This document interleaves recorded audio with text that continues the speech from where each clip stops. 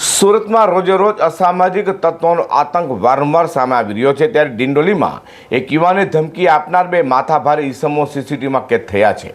વાત એમ છે કે ડિંડોલીમાં દેવદર્શન સોસાયટી ખાતે ટપોરીઓએ હથિયાર સાથે એક ઈસમને ધમકાવી મારી નાખવાની ધમકી આપી હતી. હાલ તો આ મામલે પોલીસ મથકમાં અરજી કરાઈ છે. સુરતમાં યુવકને ટપોરીઓ દ્વારા તીક્ષ્ણ હથિયાર વડે ધમકી આપવામાં આવી હતી. વાત એમ છે કે નવાગામ ડિંડોલી ખાતેના દેવદર્શન સોસાયટીમાં બે અસામાજિક તત્વો પ્રવીણ અને વિકી આવી ધાર્યું બતાવી રોહિત બહોરને જાનથી મારી નાખવાની ધમકી આપી હતી.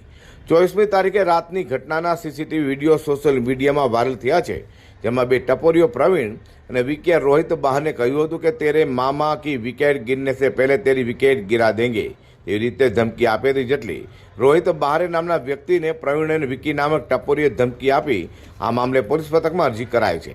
ત્યારે આ વિડીયો જોઈને એવું લાગી રહ્યું છે કે લુખ્ખા તત્વોને પોલીસનો કોઈ જ ડર ન હોય, ત્યારે આવા અસામરિક તત્વો સામે પોલીસ કડકમાં કડક કાર્યવાહી કરશે તે જોઈ રહ્યું. Bureau report G10 news.